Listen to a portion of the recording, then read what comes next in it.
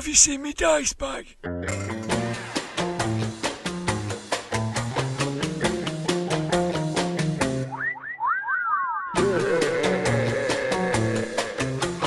Grognard Files.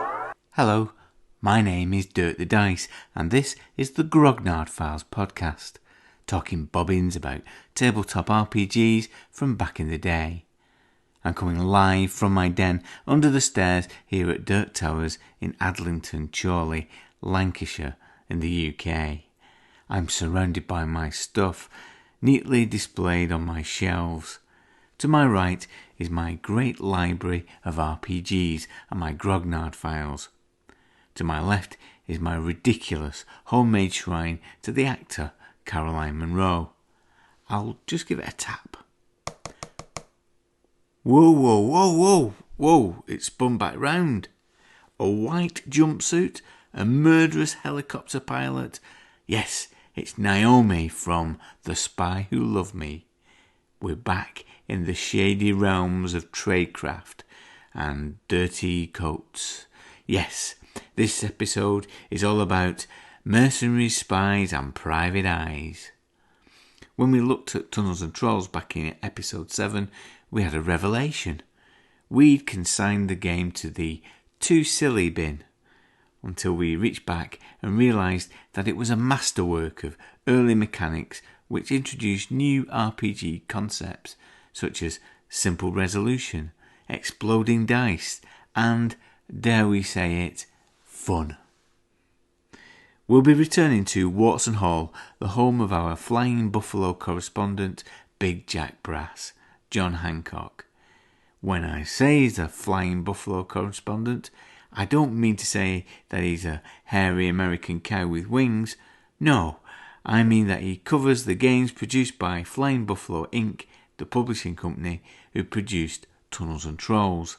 And in 1983, under the imprint Blade, Mercenaries, Spies and Private Eyes. A skill-based game set in the world of military espionage and mystery, using the very simple mechanics of TNT in a contemporary real-world setting. Written with the sage Games Master advice from Mike Stackpole, now better known for his contributions to the Star Wars Extended Universe through various best-selling novels that he's written. On the day we recorded this, by some weird synchronicity, Mercenaries, Spies and Private Eyes became available by PDF for the first time on Drive-Thru RPG.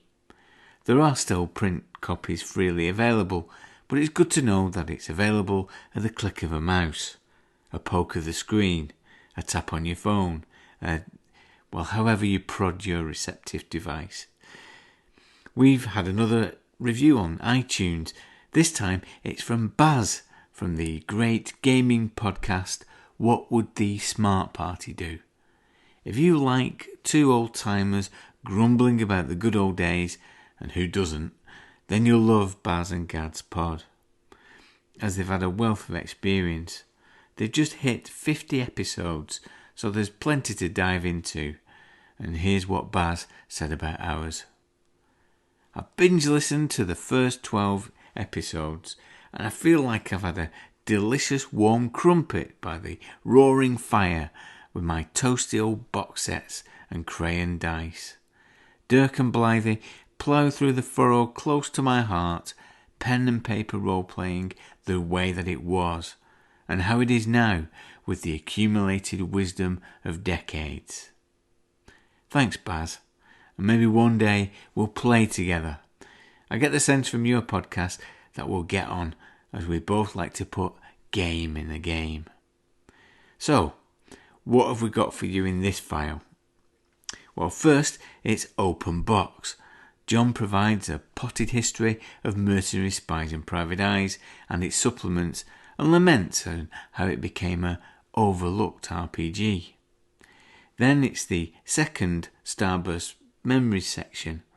Here we have the overly complicated audience participation feature, and we reflect on our online game of Top Secret before selecting 2 spy sequences from the world of TV and film. It's extremely complicated. It'll all come clear when you listen to it. Back to Watson Hall, where Big Jack Brass becomes the locum judge, casting a rules lawyer's eye on the finer details of the rules as written. In the final bit, I'll be back to talk about the news about our next Grognard Files fanzine. Until then, Ramblers, let's get rambling. Open box! I've returned to Watson Hall, here on the Manchester Riviera, Staley Bridge. Watson Hall, home to the best, take it as it comes, put it out there, actual play recordings available, and you can get hold of it at ukroleplays.com. Why should you listen? Because Saxons.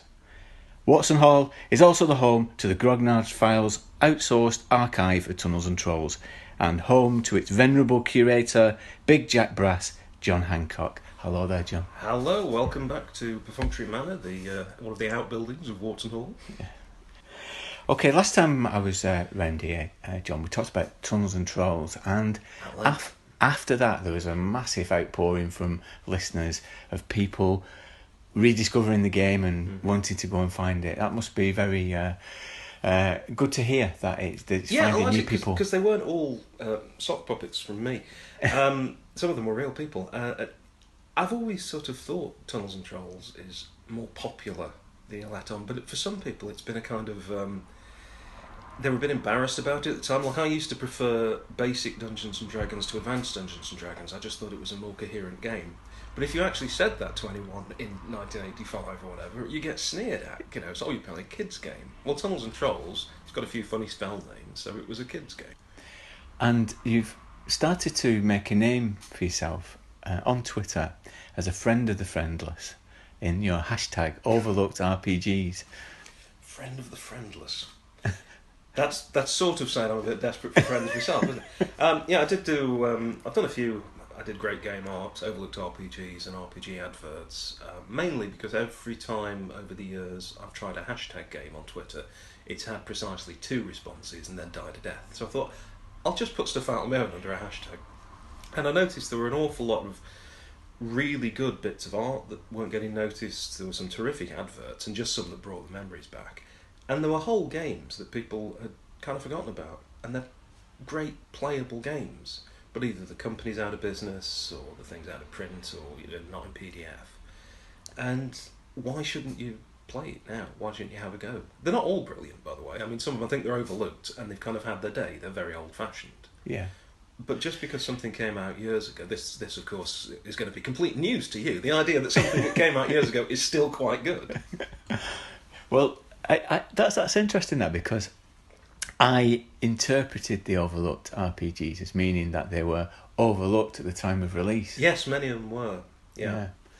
But it's because of that, they've got no real legacy presence on the internet. You'll often find people referring to games that are out of print and so on, and saying, oh, this was great, where can I get this edition of a game, and so on. But they tended to be bigger games that everybody remembers.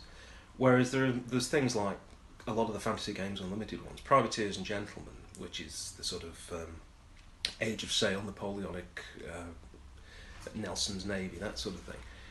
I mean, it was never going to be a huge game because it's a fairly niche historical setting, and of course historical games don't do so well. But it's a terrific game. It's written by Walter John Williams, who's written cyberpunk books and historical naval fiction. All this backup for it, all this background. Lovely game. Completely forgotten, of course. But it's actually still available, incredibly. It's still in print. People don't even realise Fantasy Games Unlimited is still in business. But they chug along. So what causes a game to become overlooked then? Some of it's bad timing, and actually I think Mercenaries, Spies and Private Armies is a fine example of that, which we'll certainly get onto. You're dealing with small companies. I mean, everybody apart from TSR was a small company in the 80s, really. And even though there was a big boom, it didn't last very long. There was actually a huge slump in the mid-80s, and an awful lot of businesses disappeared. You got all the magazines that were around then, but most of those actually disappeared as well. Mm-hmm. Or what happened with a few is they went on to different publishers who tried to sort of take the baton and run, and then discovered why it was that the previous publisher was stopping doing it. And they went on for years, but nobody remembers that either. And I discovered in the last couple of weeks that Sorcerer's Apprentice, the Flying Buffalo magazine supporting Tunnels and Trolls, had actually continued after Flying Buffalo had stopped printing it. I'd never heard of this before, but what it effectively became was kind of a fanzine produced by someone else who sort of bought the name. It's just not the same thing. So it's not got the distribution, it's not got the sort of advertising and the penetration. Most of the games that we were exposed to in the 80s, in the UK, if it wasn't in White Dwarf, you had to be lucky enough to have a local shop that might stock something, and if it wasn't in your local shop, how would you know about it? Yeah. Maybe you'd got a friend who'd been down to London to the Virgin Megastore and seen something new. But it was the magazine. They were the only way you were actually getting this thing. And different companies, they couldn't advertise in everything. They advertised in different magazines. Shops carried different lines. You might find one shop carried Tritac games. I saw them in a Games Workshop once. It was amazing. But you wouldn't, go to a different shop. They wouldn't have it. So if you didn't live near to somewhere that had that game, you haven't heard of it. And how can you possibly make any kind of judgment on whether to buy it if you don't know it's there? Yeah. Well, that's your hashtag on Twitter, and it caught my eye that Mercenaries, Spies and Private Eyes featured on that hashtag of Yes. Overlooked RPGs. And it surprised me because I seem to remember this being a big release at the time. Kind of. And I think it's because of our personal circumstances, because our club had a prime directive that, if you were a GM, you owned that game, and our club played Top Secret, and so I was looking for a game that I could play espionage with, because it's one of my favourite genres in movies, and I really wanted something to do it. And when I saw that cover advertised, I just had to have it. Yeah, it is quite a cover. Mike Stackpole, who wrote the game, apparently wanted to get Frank Hamilton, who was one of the big cover artists for the pulps in the 30s, wanted to get something from him, but I think he may have still been alive at the time, but he ended up getting this cover painted by Frank Hamilton's son, Brian Hamilton, which is terrific. And he also did one which is fairly famous that shows up on Justice Inc., and I think there's a more modern pulp game that bought the rights to use that illustration as well. And they just are absolutely pulpy espionage. You've got your Bogart character, you've got your karate-kicking spy, quite clearly a French resistance fighter, you can tell by the beret and the tache, and the femme fatale in a white fur coat. It's got all the elements, and the big brooding guy in the background who could be the villain or he could be the man in charge of the organisation. Big map, big explosions, and you just think, yeah, it's actually a really good cover. And let's not forget it was 1983. There were a lot of very bad covers around as well at the time, even on some quite big games.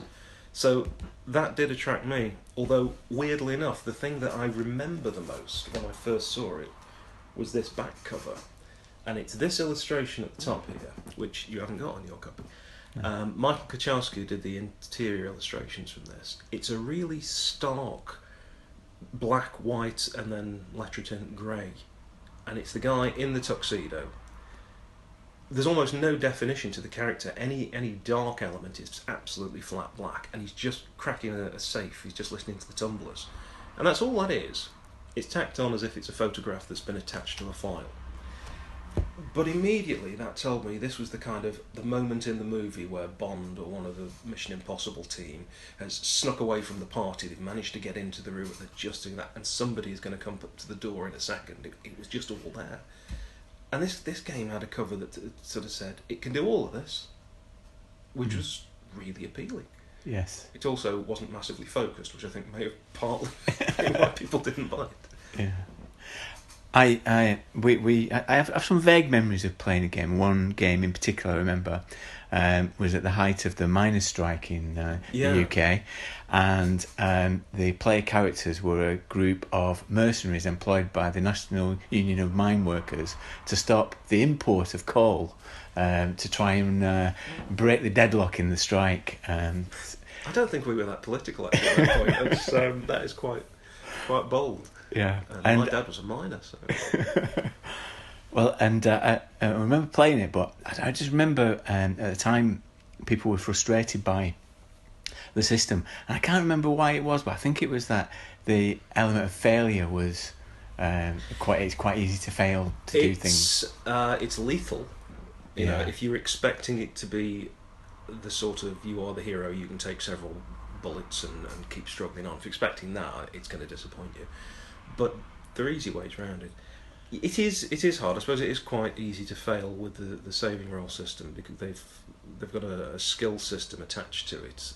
Otherwise, it's fundamentally tunnels and trolls. Yes. Without the silly spell names, with a few tweaks to make it a bit more realistic, and then with a formalised skill system, rather than the sort of patched on things we used to do with TNT. So, you grew up in a fishing village? Yeah, of course you know how to use a boat. Yeah. That was roughly what we used to do. Yeah, well, perhaps we'll look at the rules in a bit more detail later. But yeah, I remember pitching it to the group as TNT with TNT. That was my line there. So I could have had that one. I can't believe it didn't go for that. But did you play it? Did you play it back in the day? A bit. Unfortunately, it was one of those games that I played the solos, of which there were, I think, a full 2, and I used bits of this with Tunnels and Trolls quite a lot. And I keep coming back to it and thinking I really ought to just do more with this. I've got something bubbling away in a pot which has got far too many things bubbling in it at the moment. There's a very good blog, actually. If you look up Mercenaries, Spies and Private Eyes and look for I Waste the Buddha with My Crossbow.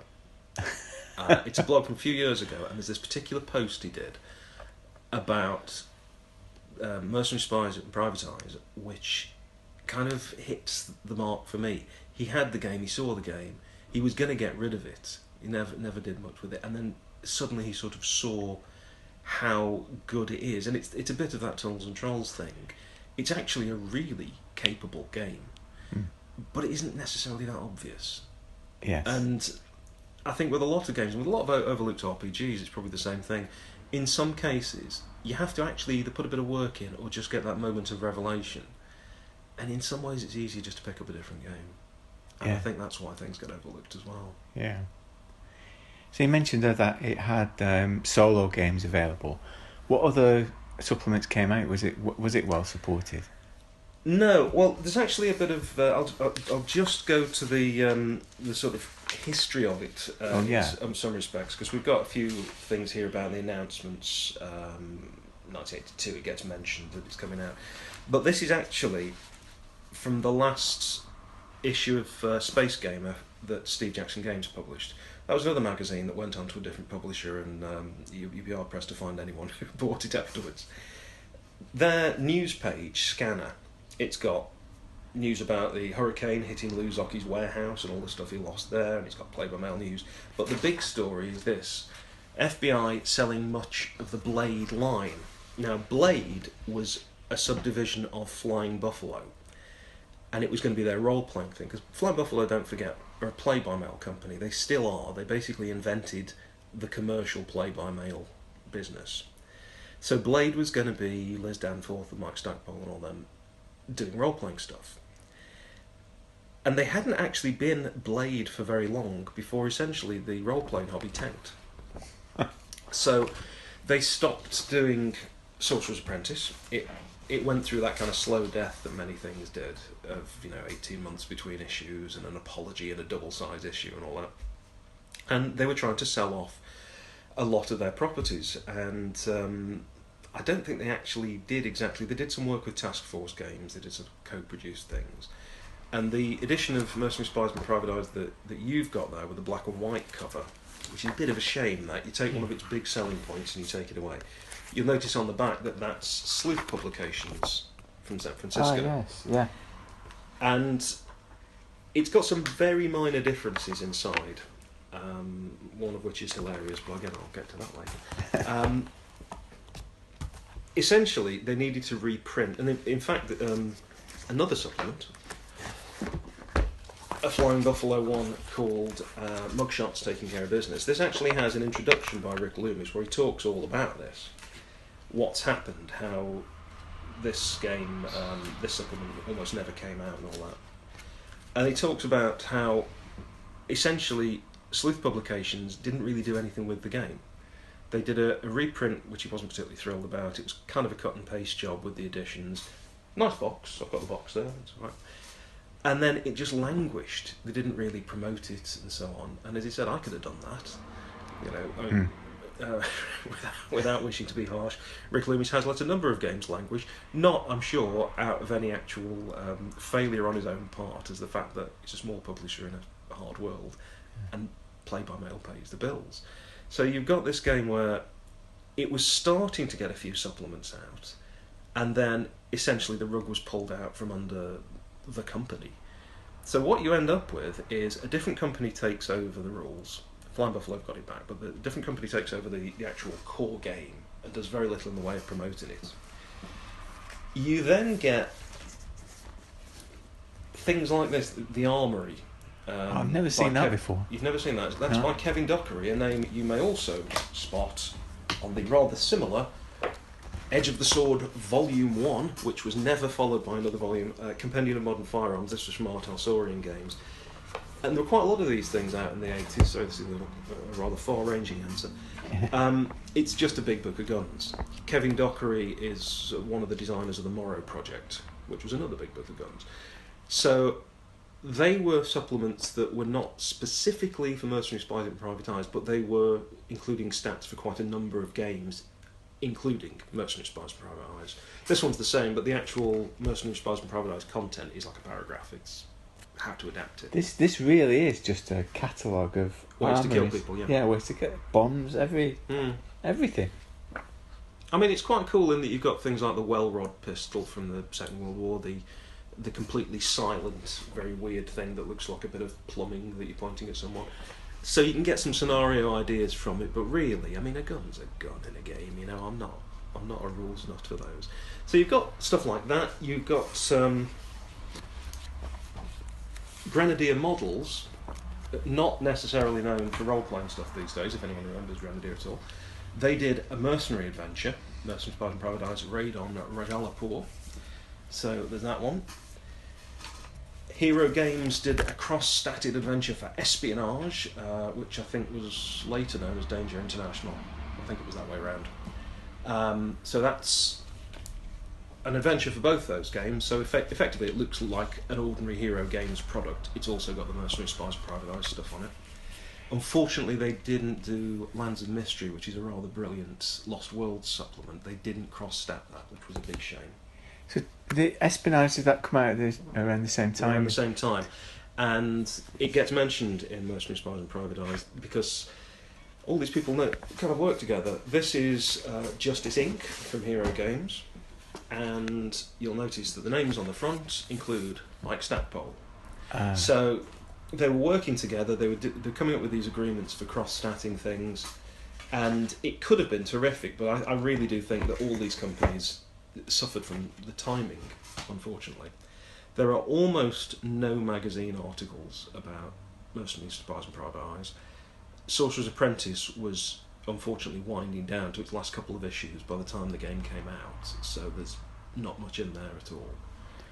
There's one in Different Worlds here by Dave Arneson of D&D fame, but all this actually is, there's no sort of preamble, there's no real article as such. It's how to adapt the solo adventure for Mercenary, Spies and Private Eyes to be a Games Master thing. So all they've done is put down some extra stats, draw up a few maps to make it easy, and then get on with it yourself.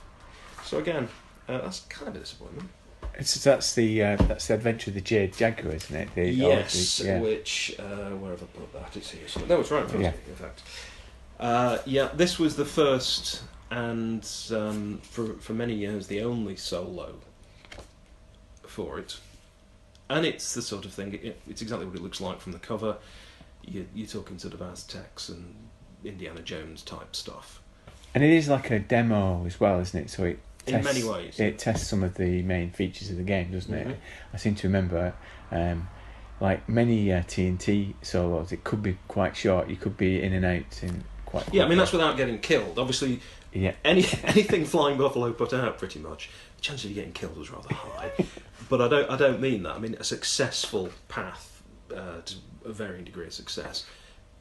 You could replay the game a few times, but even so, you never really felt that you were able to get into the adventure before it was over.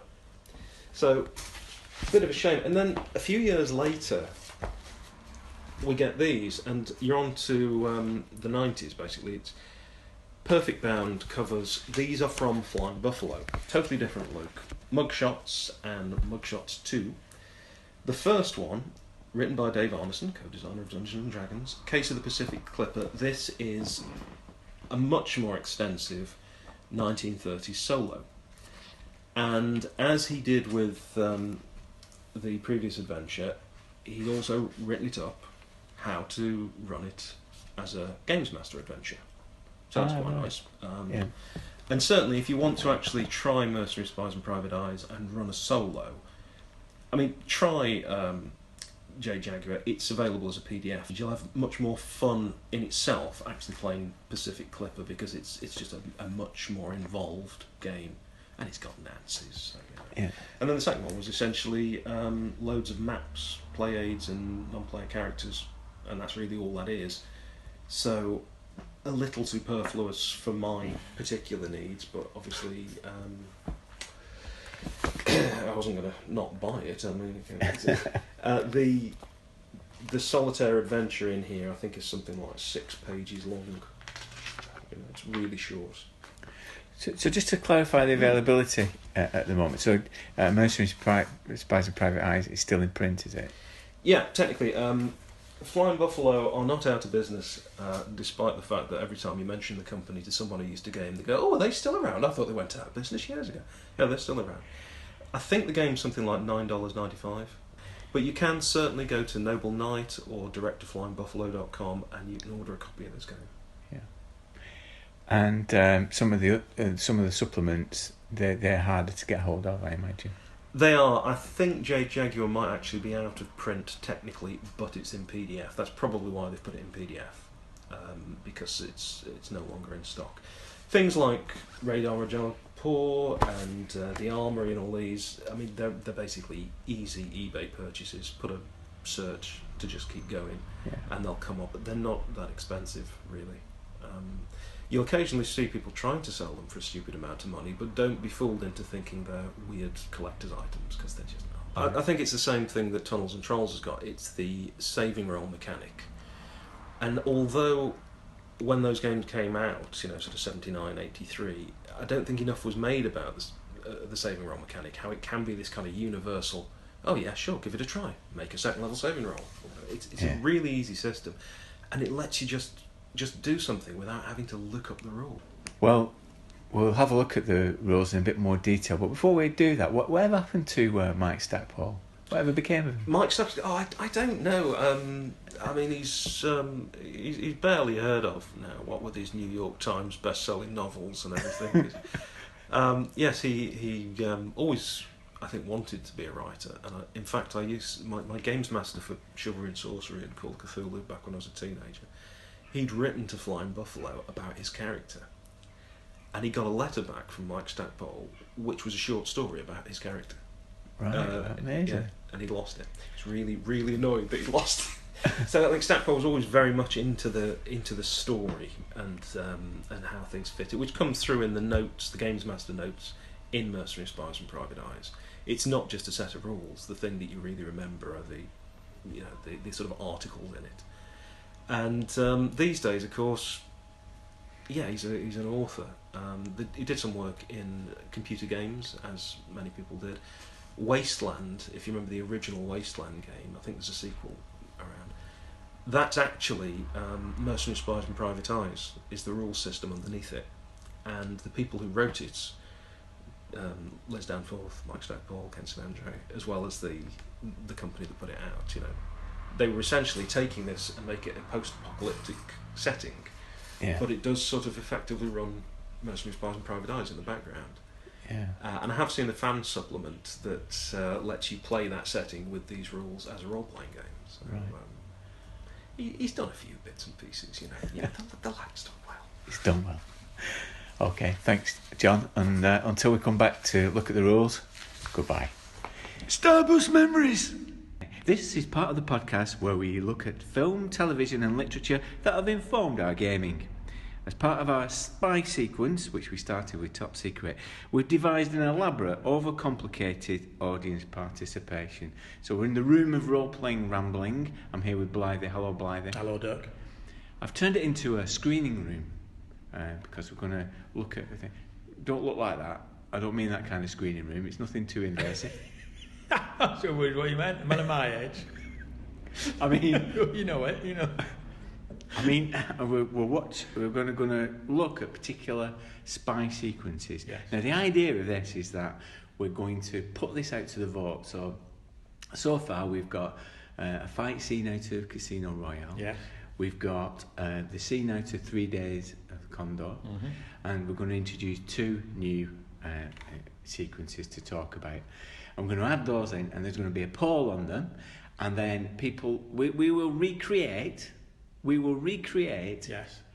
The scene with a system of the listener's choice.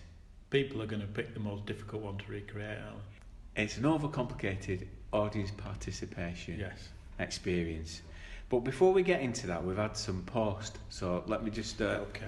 have a look at it. Because let's look at Top Secret. Okay, here we go. This is from DM Mike from Save for Half podcast. Do you remember DM Mike? He never agrees with you. He never agrees with me now. Okay, so he's Not you, is it? Under a pseudo. He's another person, isn't it? It's not He is. you being difficult. He sent this. Okay. Hey, Grogs under the stairs. DM Mike here from the new Save for Half podcast. While listening to Judge Blythy discuss the problems with Top Secret, Dirk said that the tables were a seedbed for ideas that allowed the GM to build ideas and adventures. The judge said, and that's you, okay, Yeah. that Dirk was basing this on 30 years of experience, and a new gamer picking up Top Secret in 1980 would follow the rules as written. That was the basis of the argument, the dispute. Well, yes, I think it was. Yeah, okay. Yeah. I feel like I'm under oath here. Yeah, you are under oath. Okay. Ah, I shuddered with fevered intensity. That's what it says here. I don't think I've ever had that effect on anyone. Yeah. I don't know if be appalled or pleased. You've made someone in Texas shudder. I've made someone all those miles away shudder. Another thing I can tell Judge Blythy was wrong about. Oh, another thing. But my wife, Oh, yeah. DM Liz, heard me exclaim and explained to my horror that she said that Judge Blythy was correct. We're dividing families here. It's very divisive. Well, she's a very wise woman, isn't she? So Liz's argument was that the fact that she was a new gamer in 1980, and when she saw the tables, she was confused. Whereas when we saw the tables, they ignited our imaginations and didn't see them as a straitjacket. We used them in the same way as the monster reaction table in the Holmes Basic D&D. So DM Liz and DM Mike came to the conclusion that although we came to Top Secret early in 1980, I was part of a gaming club, and the veterans of the club were 25 to 35 years old, taught me, the 12-year-old, how to play. But Liz had to introduce a group of friends to RPG, and she didn't find a group until she was in high school. Thus, I'm right. I must say, Judge Blythy is right. Well, thank you, dear Mike. I appreciate that. I think it's very big of him, isn't it, to disagree and then concede that I was right. Yeah. But I think that is the point, isn't it? That people who perhaps from a wargaming background or had more experience with games wouldn't be as daunted. But if you were coming at these things fresh, as we were, we didn't have we enjoyed RPGs, we didn't have a gaming background, did we? No. I mean, we've said before, we weren't really into games until we discovered RPGs. So since then, we've actually played Top Secret. So we've experienced it at home. We've had a game with patrons. Yes, we did Operation Fast Pass on Roll20 with a group of guys from the Patreon club. And so what do you think? So rules as written or rules as played? How's that experience been?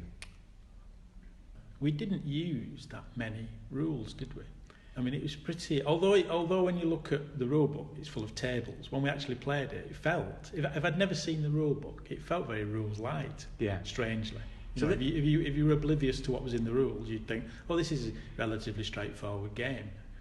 See, I think what I found from games mastering it is, to some extent, I think you're right, that so far we haven't really touched on the mechanics, such as they are, because having games mastered and having to understand the rules in a bit more detail, I realised that there's a lack of mechanics. It doesn't really explain what to do, other than the character creation. Top Secret doesn't really give you tell you what to do with the rules. So I think it's a basic percentage score, and then a table to find out the effects of what's happened. So this scenario that we had is Operation Fast Pass, and we kind of played it as a Man from U.N.C.L.E. Ocean's 11 type adventure in the Cold War Budapest, where you had to find a defector and extract him from a puzzle convention and tape him across the Iron Curtain. But I think what Top Secret did is it gave you enough to give you the flavour of those kind of games, those kind of experiences. Yes. Well, I think... Well, what I thought was interesting about playing Top Secret now, and I don't think this would have been necessarily true back in the day, because back in the day it would have been the early 80s and the Cold War would have been on, so it would have felt like a contemporary game. Because it felt like a period piece, you could almost ham it up a bit, couldn't you? Yeah. Because we certainly did. And we did, and I think you as games master did, because there was that sense of, the KGB are here, and there's this here, and there's that there, and it all felt like a pastiche in a sense. Yeah. But the original game wasn't. The original game was set in the present day, so that was an odd element to it that actually felt more engaging, because it felt like you were playing in a fictional world of sorts, if that makes sense. Yeah. Even though it was as if it was a make-believe world almost of the past. And to give Top Secret credit here, I think what the rules did is furnish you with the things as characters to do secret agency type things. Yeah. So you had a group of characters who all perform functions within a team. Yeah. And it got you thinking like Spies, as a team of spies. Well, in that sense, that's where it mirrored D&D, doesn't it? I mean, although it was made by TSR, and the system isn't like D&D at all, Yeah. But in that sense, it did, because it had types, didn't it? Have backgrounds that almost felt like character classes. Yeah. So I was the assassin, and it felt very much like, well, my job's to kill people. That's what I do best. Yeah. Whereas someone else was a kind of surveillance expert, and their job was to, keep an eye, keep tabs on people and bug rooms. So it did feel like character classes in a way. Yeah. The game system's nothing like D&D, but that bit was similar. And I think what it did was in this episode we're looking at Mercenaries, Spies and Private Eyes, and that's a much more generic resolution. So when you come up against something, it's just a simple saving resolution in most cases. However, it's quite broad and generic in a way that Top Secret isn't.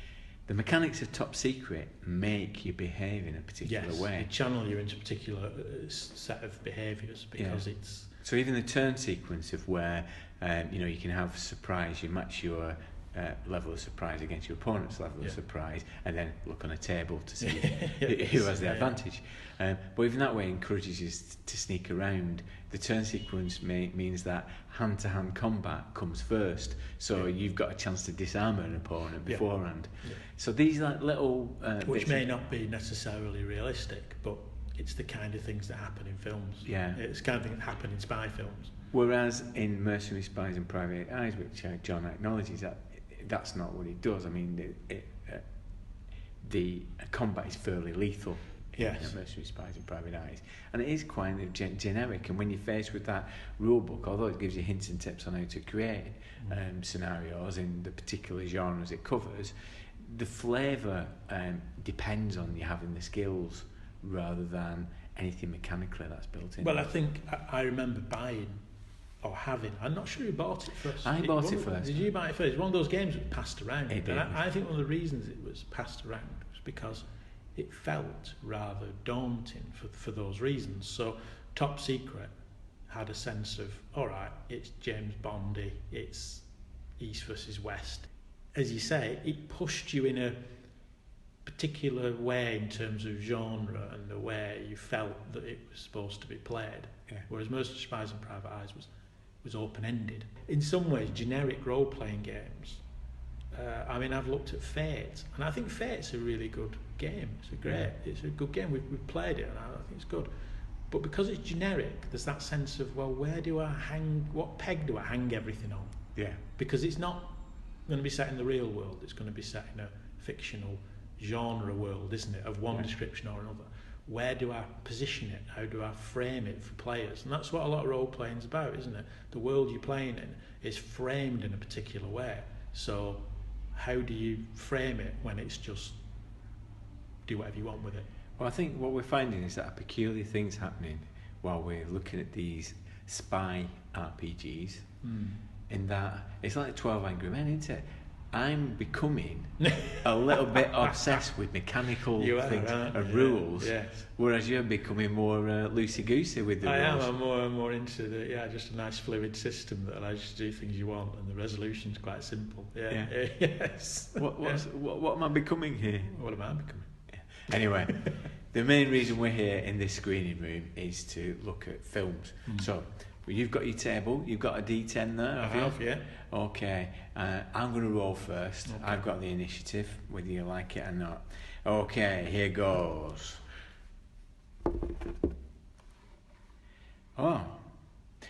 It's a good one, this one. It's Tinker, Tailor, Soldier, Spy.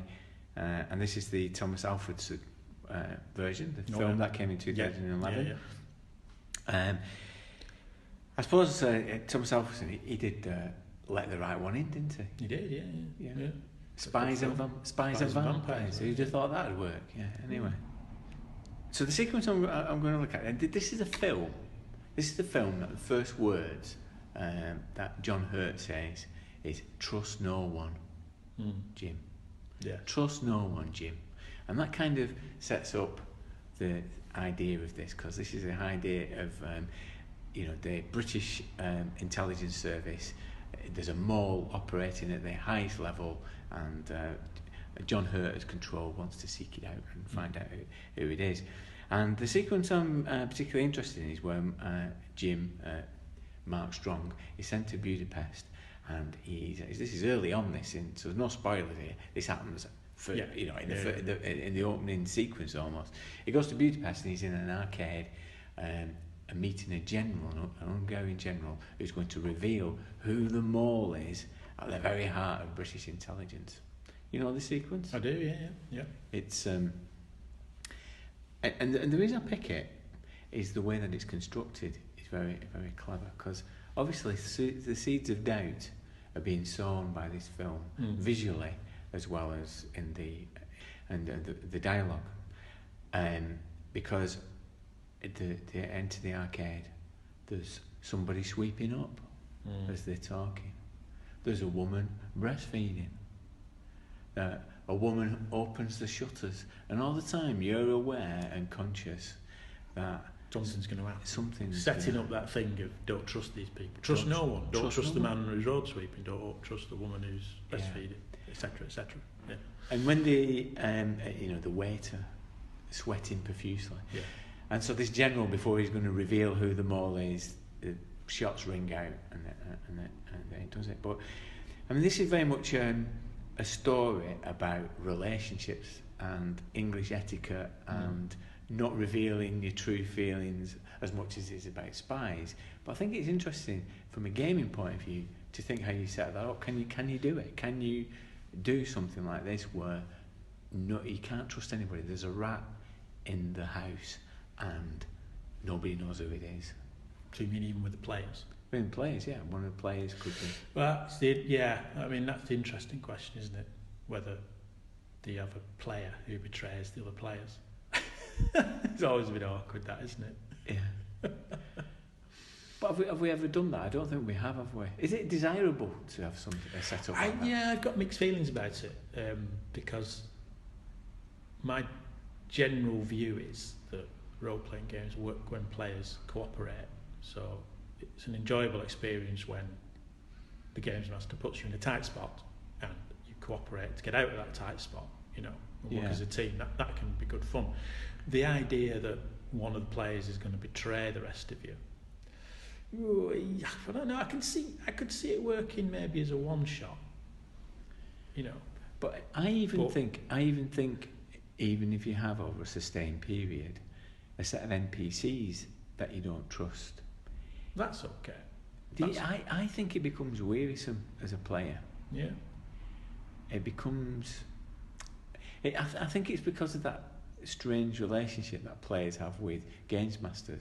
I can see what you mean. It can become a bit tedious if you feel you can't trust anybody. I mean, Call of Cthulhu suffers from this sometimes, doesn't it?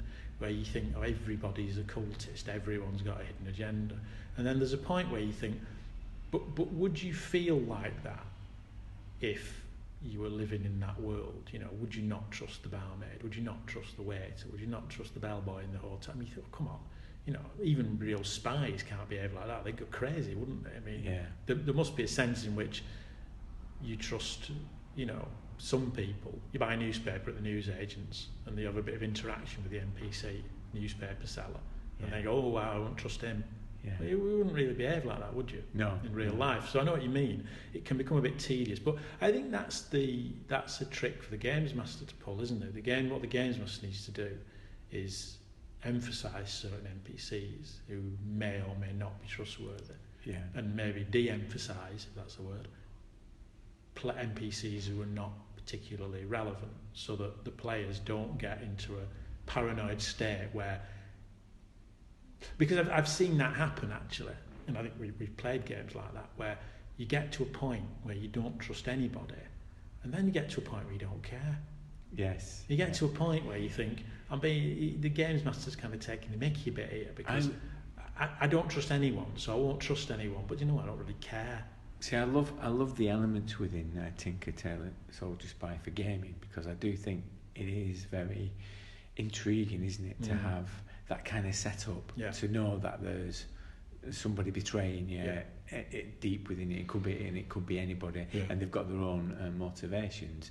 But I think it's right. It's getting that balance right so that it matters, and to give people enough clues of what it could be. And I think that's what this film does, isn't it? This film is beautifully composed, and it's its composition that allows that doubt to happen, and it's also giving you clues in the way that people glance at each other, and that'd be great to kind of replicate in a game.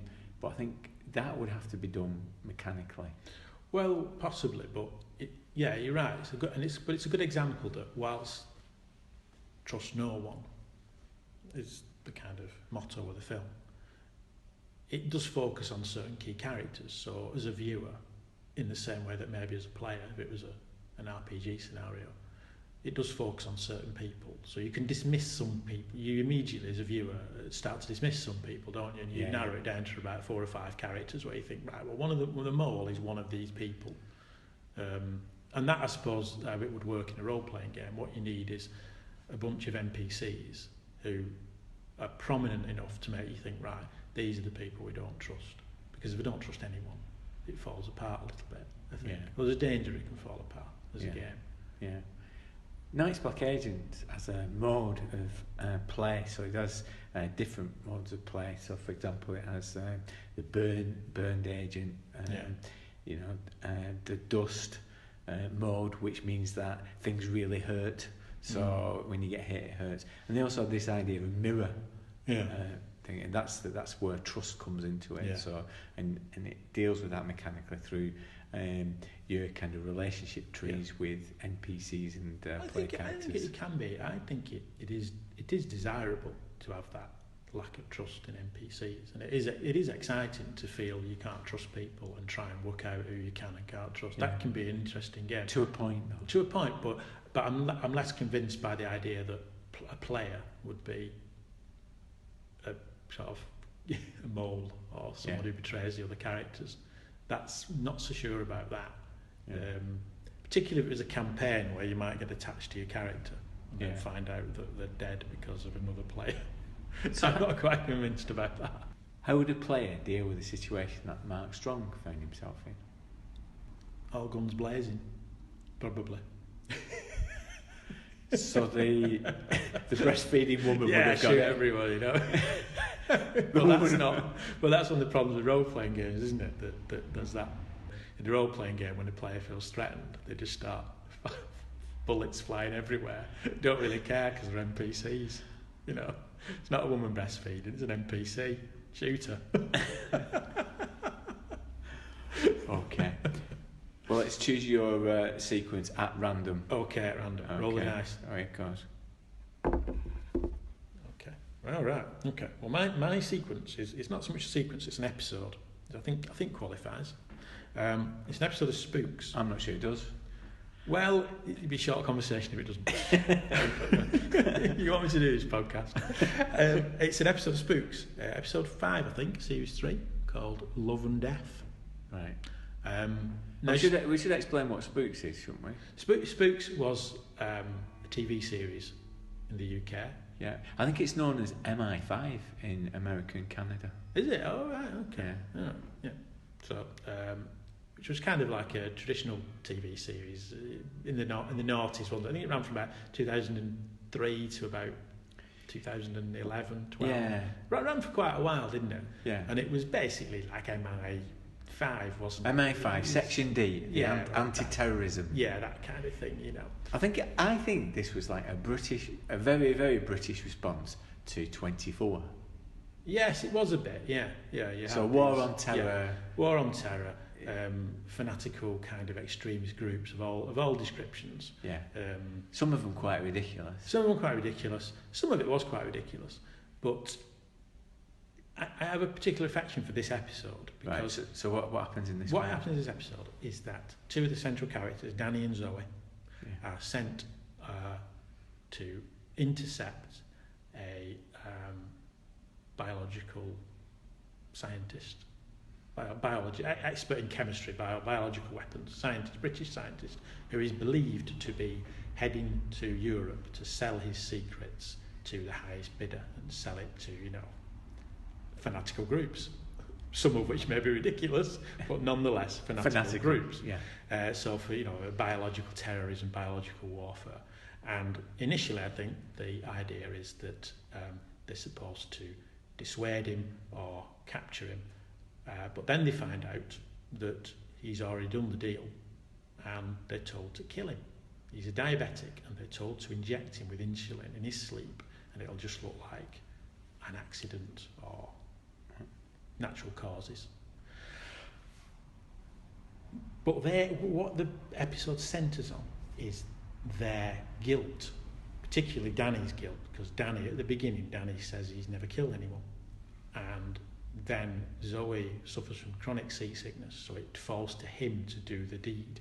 And the whole episode, in some ways it's kind of an odd episode, because a lot of Spooks is ridiculous stuff, running around, car chases, people being shot with guns, all this kind of stuff. But this is a more sedate episode where they're stuck on a ferry and they talk to this guy, they get to know him a bit, but of course they've got to kill him. Mm. And the reason I picked it is I think it raises a very interesting question about role-playing games, in that if this was a role-playing scenario, the players would have no qualms whatsoever about killing this guy because he's an NPC. But what fuels this drama, and I think it fuels other espionage dramas. I thought of, like, for example, Callum with Edward Woodward, which was a series back in the late 60s, early 70s, I think. Yeah. He was a kind of government assassin. He was racked with guilt. And in this episode of Spooks, Danny is racked with guilt and has to be persuaded to do it for the greater good, but he doesn't like the idea. He has to kill someone in cold blood while they're sleeping. It's a kind of murder of someone who, whilst he might be selling his secrets and the consequences of that could be terrible, he still has to kill someone in the sleep in a rather cowardly, murderous way. Yeah. And it raises that question, doesn't it? How do you bring those issues into a role-playing game of guilt and kind of those issues, because it's very difficult, isn't it? In that, and particularly in spy dramas or modern day dramas. Also, you know, if you're playing, I don't know, Call of Cthulhu, or you're playing, I don't know, Traveller or something like that, it's less of an issue, isn't it? But if you're playing a modern day role-playing game like Top Secret or Mercenaries, Spies and Private Eyes, it raises that issue, doesn't it, of, well, it's set in the here and now, it's set in the modern world, it's set maybe in the present day, in the moment, and killing people generally is bad. It's okay to hack through a load of orcs in a dungeon, because it's not real, is it? And orcs are chaotic evil, and in the weird moral world of role-playing, it doesn't matter. If you're a paladin, you're a lawful good paladin, you take your broadsword out and hack your way through a load of orcs, it's fine, it's alright, no one's worried about that. But in Top Secret, you're supposed to kill somebody. But it's difficult, it's very, very difficult to bring that into a role-playing game, isn't it? Yeah. I think there's another dimension to it as well, in that setup, because it takes place now and in the post-war on terror. There's doubt over intelligence, isn't there? Yes. Yeah. So it does become a moral choice. Yes. So where, you know, previously you might say, right, it's an instruction, I've been ordered to kill somebody, but you might, you can't reliably say that this individual is going to go on to sell it, because what if it's wrong? What if the information's wrong? But in a role-playing game, that's difficult to replicate, isn't it? Because players could just go, well, who cares? So what? We're just obeying orders, never mind. Yeah. But sometimes maybe what you want to create in a modern day setting is that notion of you're doing something terrible. You're doing something terrible, and as a human being there will be consequences on your conscience. But in a role-playing game, I don't know. We need a game with conscience points, don't we? Yeah. But I do think there are games that try to deal with that in terms of, you know, your reputation points in that game. But I think you're right. I think it's really difficult to do that in a satisfying way. Yeah. And again, I come back to that question: is it desirable? Is the fun? Is the fun? You take the fun out of it. Yes. Unless you've got a particularly interesting, dramatic setup, is there any fun in that? Well, it depends whether you think these games are about fun, doesn't it? I mean, I've certainly sat through some that I think have been about fun. but it's... I know what you mean, yeah. To have a decision... add anything, yeah. To have a decision like that is dramatic and interesting in a narrative, but is it dramatic and interesting in a game? In a game, yes. Yeah. And it's that constant tension, I suppose, between the fact that people want narrative and want plot and want character, and certainly modern role-playing games are all pushing in that direction, but you still can't escape the fact that there's a game element to it. Yeah, you know, there is a game element to what you're doing. Yeah. So the way that you make it interesting is that, you know, you're given the instruction to kill him.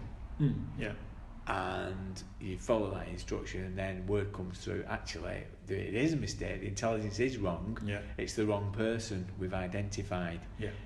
If you've already made that decision to do it, then there are consequences. There are consequences, you can do it that way, but that's not the same as, I mean, that's not what that episode does. What the episode does is it doesn't really do that. It assumes that it's guaranteed, it's concrete, that he's going to do this. The plot is driven by the moral problem of doing what you have to do. Yeah. And that's the thing with the role-playing game. It's a bit difficult to do that, isn't it? Yeah. I do recommend to people Spooks, because it does have preposterous RPG situations. It does, yeah. It's good from that point of view. If you were going to run a espionage come action RPG, you could do a lot worse than watch episode of Spooks and steal from it and steal ideas from it. Yeah, it does do that. I mean, as one of the interesting things, it's like, I think it's Matthew McFadden's character has a relationship with a woman, doesn't it, that he can't tell her what he does. Yeah. And there's all sorts of ridiculous plot lines about keeping that secret. And I think that'd be interesting in an RPG, you know, that you've got to keep what you're doing secret from somebody, an NPC, but the constant threat they're going to find out. Yeah. So it's good from that point of view. Yeah. It's you could lift quite a lot from it, I think. So that's 2 more for our big, overcomplicated audience participation. Yes. So well done for that. Well, I'm going to hand over to Big Jack Brass, who's going to look at rules, and I've lent him your wig, if that's all right. Oh, what? Do I take legal action? Am I in fear of redundancy? Are we getting a P45? Yeah, I didn't want to break it to you. Until next time. See you later. Goodbye. Big Jack Brass rules.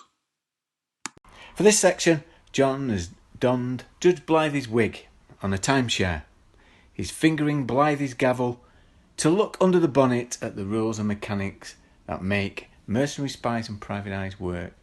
Hello, John. So you've got your wig on there. Is it? It's a bit. I've actually got a very large hat size, not big head, large hat size. So it's a bit tight. And although Blythy isn't here, I think he would appreciate me saying, "Stop saying fingering." I will. I'll promise I will. Promise I will. So we're going to look at the rules. And it's fair to say that it's built on the chassis of the Tunnels and Trolls rules, isn't it? It's built on the chassis, pretty much the engine, the wheels, and everything. It's got slightly different bodywork. And a few extras, but it's 5th edition is the version of Tunnels and Trolls that this most resembles, for the very simple reason that that's how it started out. They played it.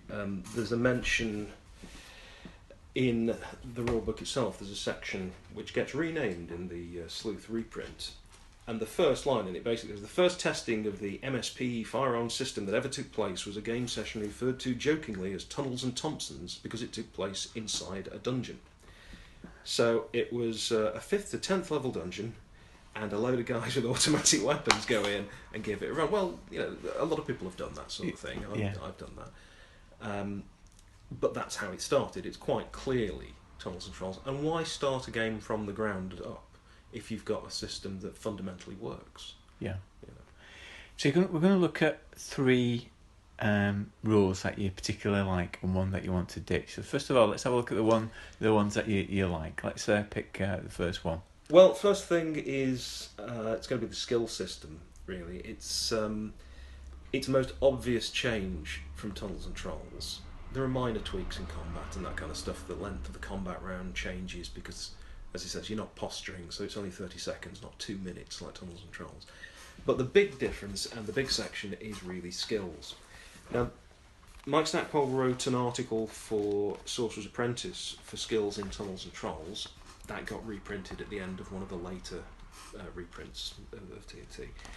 And this is essentially the same thing. You have lists of skills at different IQ levels, and you make saving rolls against them, really.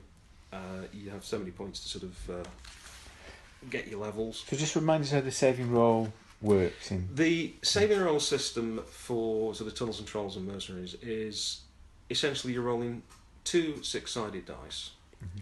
You've got your attribute or your skill level or whatever, and it's a formula that is the level of the saving roll times 5 plus 15 minus your attribute, which sounds more complicated than it is. So essentially a first level saving roll, whatever number you've got in your ability, you take that off 20 and try to get equal to or better than the result on 2d6.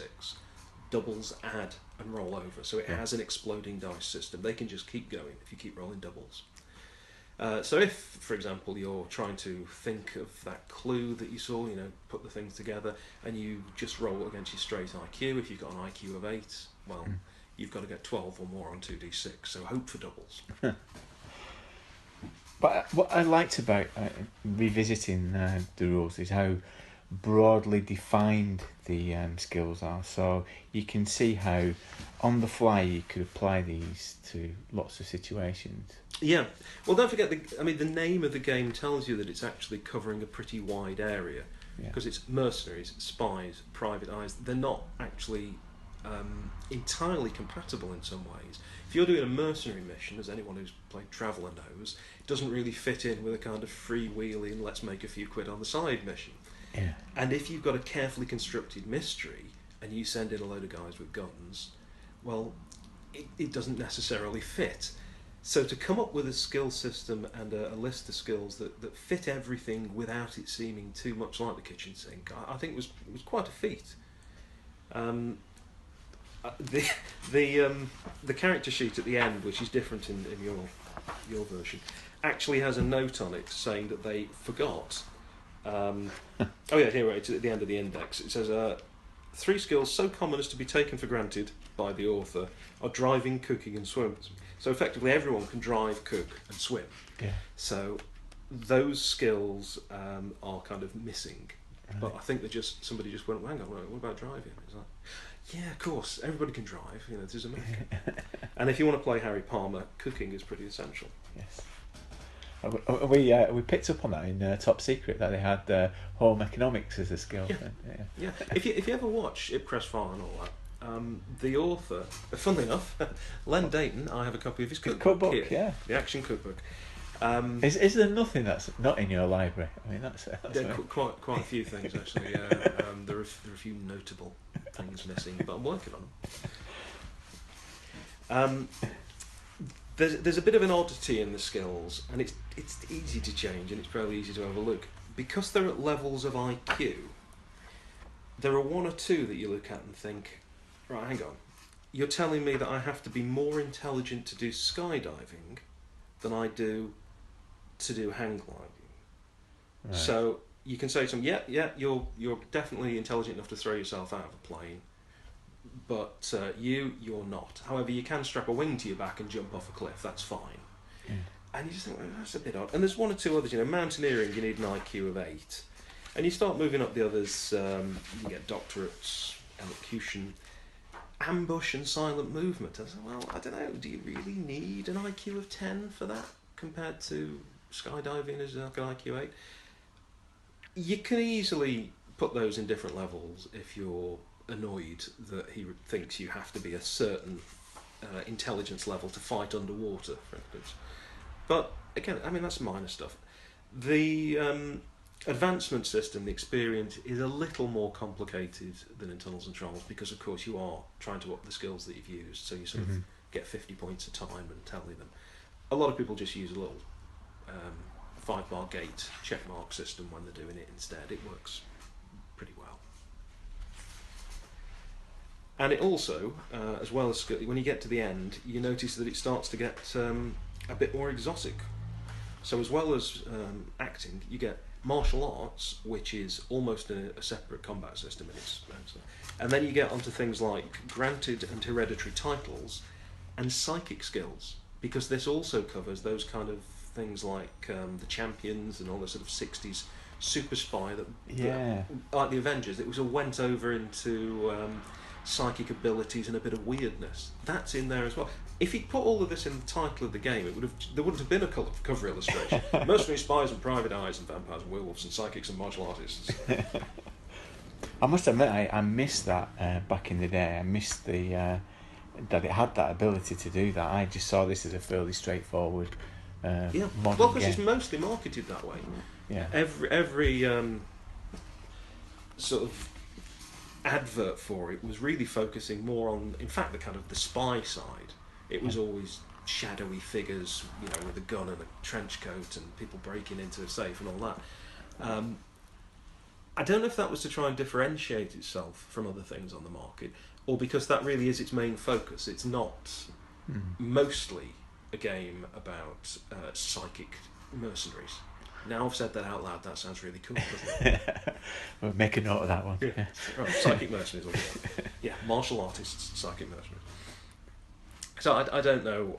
You've got to focus a game in some way, otherwise it becomes a generic system, and everybody says, "Oh, it's too much work to run a game with that." Yeah, but I think it does strike that balance. I think you're right to point out the skills do that. They kind of give you enough to play with, and as I say, you look at those and you think, on the fly, I could deal with more situations with these skills. You've got to accept that this game came out in 1983, and although there was another printing in 86 with some changes, it wasn't a second edition, really. Yeah. So the skills and equipment, they do have some things now that are obviously a bit dated. It's 34, 35 years old. So the computing skill and all that kind of stuff you might think is a bit simplistic, but it's dead easy to just change. Just agree with everybody what it covers from a modern perspective. Okay, so what's next up? What's your next rule? What have we done? So that was skills. In the Megadeth lock saving roll, it's really important in a game where it's very easy to die.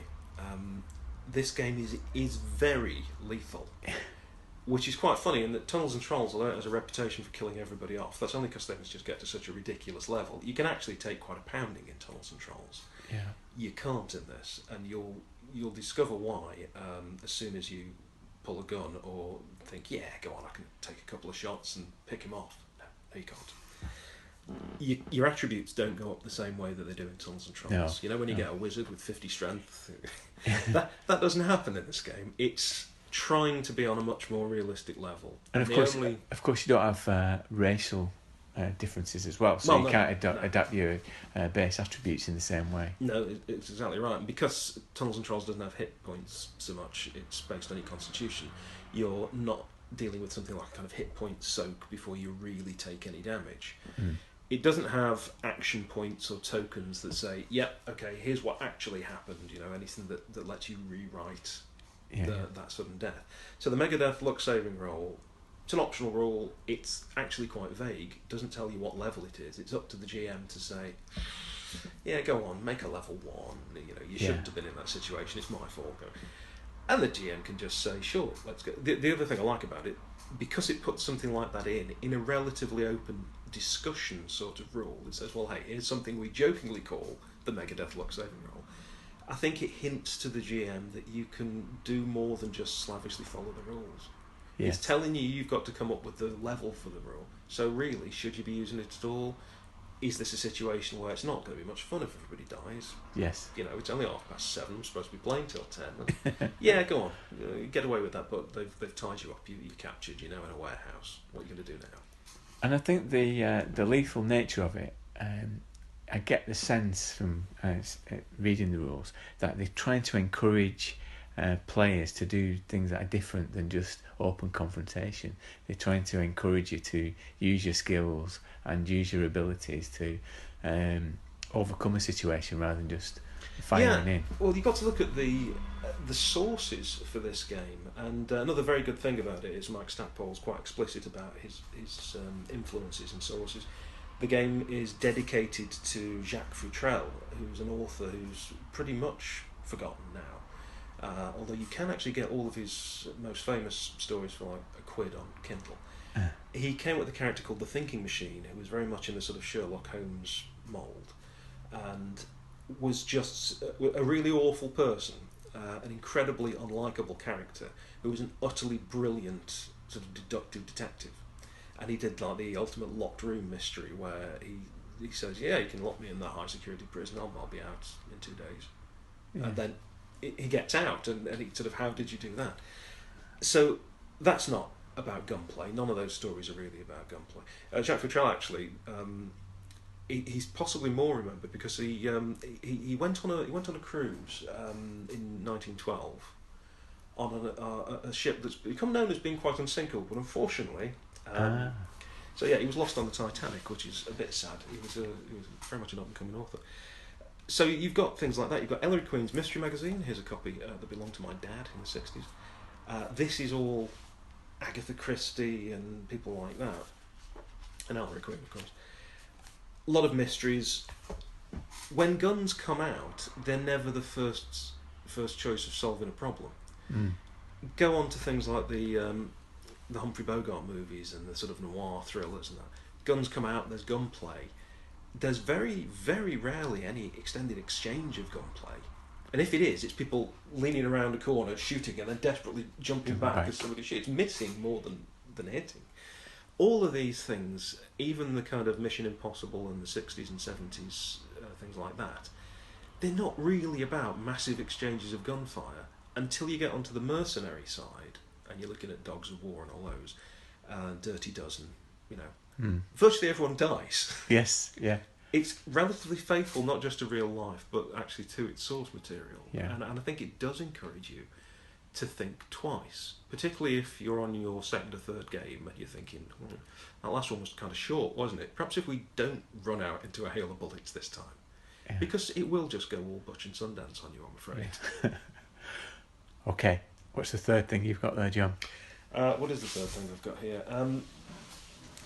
It's not really the rules. It's, in many ways, for a lot of people, I think it's the most valuable thing in this game.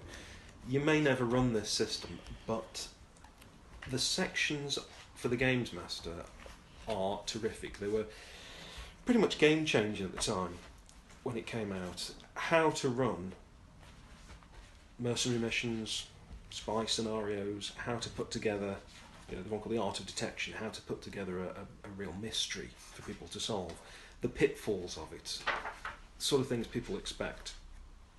It's got all that kind of stuff, things about motives, misdirection. It's page after page of really interesting stuff. I think it's notable that the mercenary missions is barely 2 pages long, whereas the art of detection is, half a dozen. It's a terrific resource, and a lot of that has influenced other games that you can get now, and you'll see its sort of legacy in systems today that are about detection. But it was groundbreaking, and most of the information in there still makes an awful lot of sense. It's really worth reading. Considering it's such a cheap game, I think it's almost worth buying just for those bits. I think we pointed out in our podcast about Top Secret that to produce a really good narrative around, or adventure around espionage is very difficult. And I think that the advice in it is really good, because I think Top Secret's approach was very much to try and codify it, to turn it into a flow chart of possibilities. But here it's more of a commentary, isn't it? More of a giving hints and tips, and it's very much the sort of advice you'd get from a writer, yes, rather than a gamer in some ways. But it's not isolated from a game. It actually applies to a game.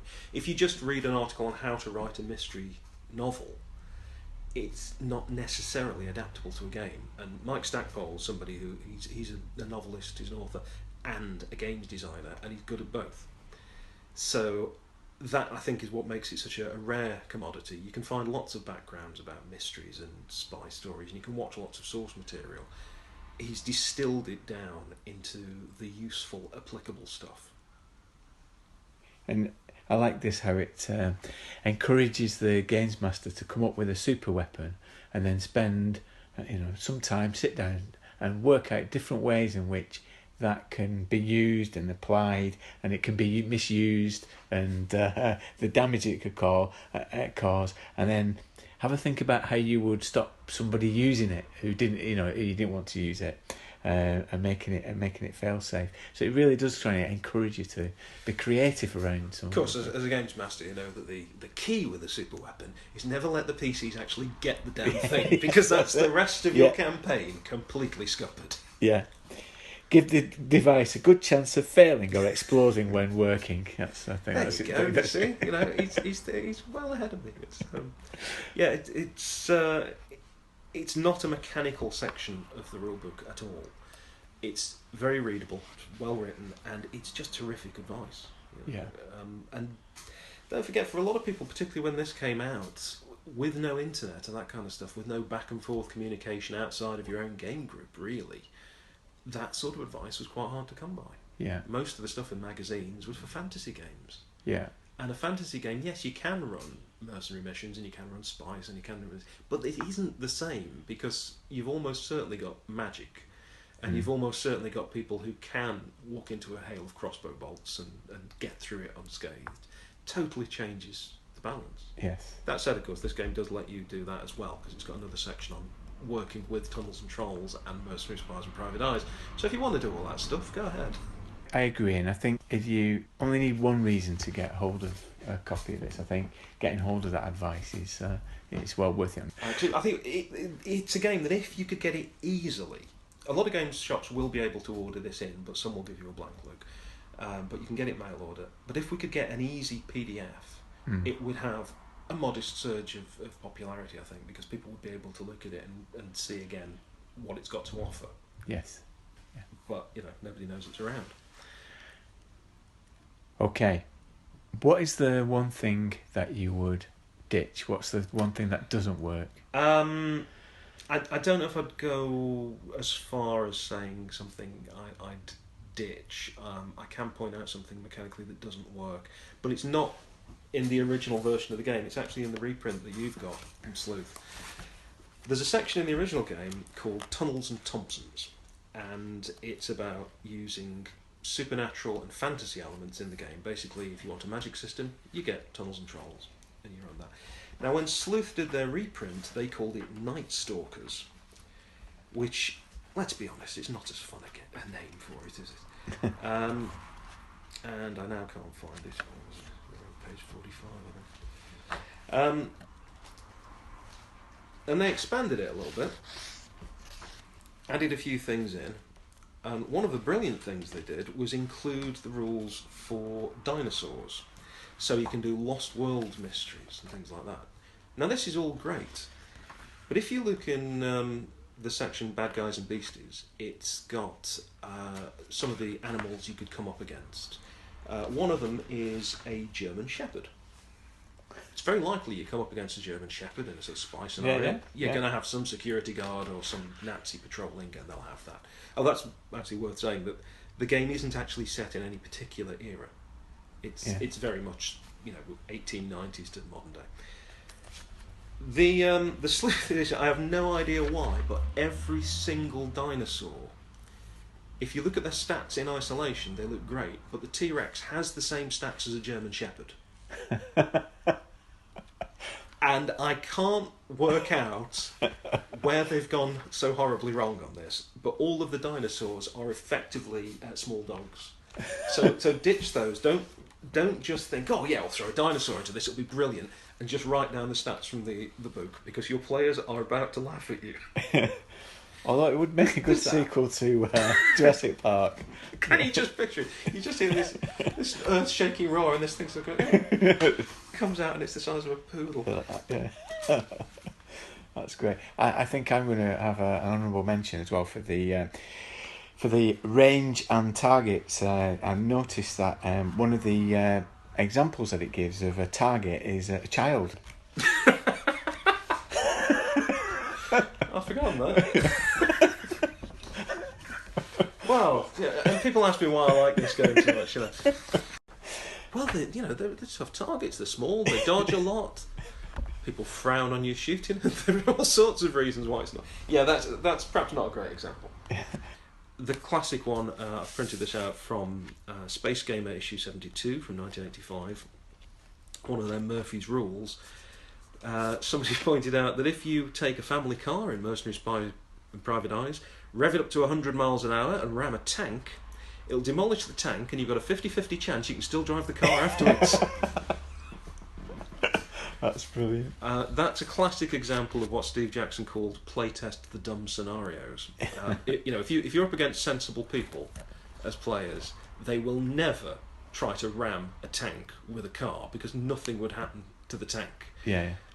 Somebody has a go, and what do you know? The rules are a little bit off there.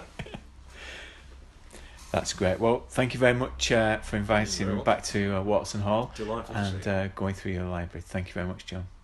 Thank you. Hi, I'm DM Mike. And I'm DM Liz. We're from the Save for Half podcast, And you're listening to the Grognard Files. where Judge Blythy is wrong. No, he's not. There isn't another bit. Thank you to John Hancock, Big Jack Brass, for his hospitality at Watson Hall. He's on the radio so much that he's starting to develop knobs and dials. If you want to listen to Watson Hall's actual play collection, they're available at UK Roleplays Forum. And he'll also be appearing on a new podcast that I've been enjoying recently, Desert Island Dungeons. It's an interview show where guests select RPGs that they'd want to save from a sinking ship to play with a group of enthusiastic monkeys on a desert island. I've not a clue what John will be selecting, but I do hope that the monkeys have got lots of D6s. Don't you? Now, Make sure you check out his Twitter feed too. It's always entertaining, and you'll find those hashtags that he mentioned, as well as the overlooked RPGs. Thanks a lot, John. Now, let's talk about fanzines.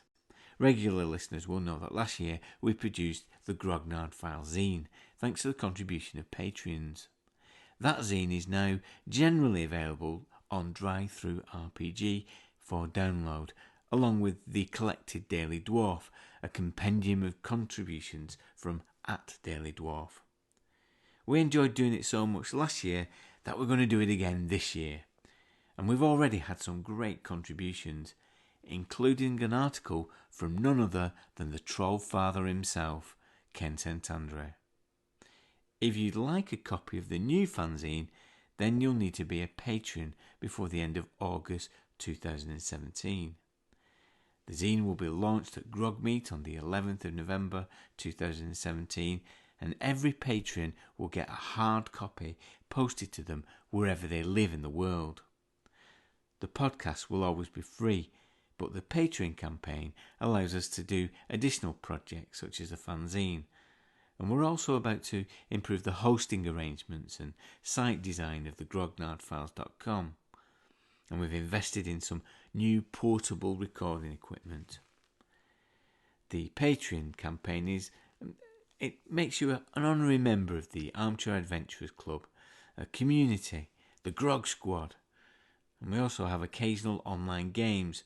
We've got the second session of Top Secret lined up, and RuneQuest and Gangbusters before the end of this year. Thank you to all of our patrons for their generous contributions, and we've had lots of new members, so welcome to you all. These are at the $1 level, thanks to Mike Stable, Walter Morrison, Todd Mordin, R. Bud Wright, Jack Ackerman. Thanks go to Shannon Ferguson, who's increased his pledge to $2 a month. Shannon is the captain of the Canadian office of the Grog Squad, thanks to his enthusiasm for the podcast on Google Plus and other places. Thanks, Shannon. At $3.50, these patrons will get the second volume of the Collected @Daily Dwarf. They're much better to read than to listen to my stupid voice, so it's well worth collecting. Thanks to Julian Haley, Mark Lamming, the brilliant artist who did the cover for the first Daily Dwarf collection, and the Smart Party who backed up their review with support. Thanks, guys. At the $5 level support, well, I give these patrons extra novelty inserts to the zine if we reach certain targets, and I'd like to reward their commitment with a roll on a table from the game under discussion. Now, Mercenaries, Spies and Private Eyes is notable for its absence of tables, so I've reached for The Armoury Volume 1. John kindly donated a copy to the Great Library of RPGs, so here goes. Okay, so thanks to Phil Cooper. I'm going to take something from the submachine gun list, and you've got 22 MP5K. But I'm not providing bullets for health and safety reasons, so thanks, Phil. Thanks for that. Roger Cole, and he's contributed a fabulously icky Cthulhu scenario for the zine. So let's go for a grenade. Okay. 4. A 40mm MA33 HEDP. And that should sort out any shoggoths. Thanks, Rog. So thanks for that. Okay. Goody Watkins. 64. That's a gyrojet carbine. I have no idea what it is, but it sounds great. So thanks, Goody. Next up is Mike Mason, the line editor of Call of Cthulhu of KSEM, and he'll be appearing on the podcast soon. And he's boosted his pledge, so I'm going to go for a flamethrower table. Oh, 1. That's a Flemmenwerther Mit Straffelthroton, I think. That sounds like a sausage and a beer, which might be preferable to a flamethrower. Thanks, Mike. Last but certainly not least is Callum from the excellent Released podcast, and he's boosted his pledge, and he can have 25 a Mamba, which sounds like it could provide endless fun. Thanks, Callum. The next episode is all about fanzines from back in the day.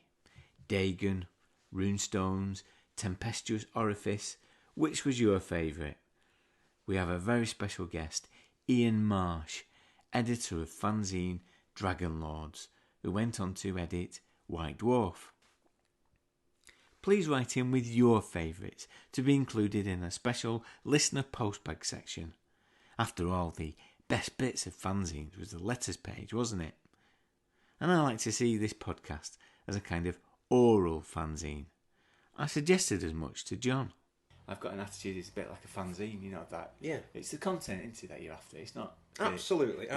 Spoken like a man who can't be asked editing, much like myself. Adios, amigos.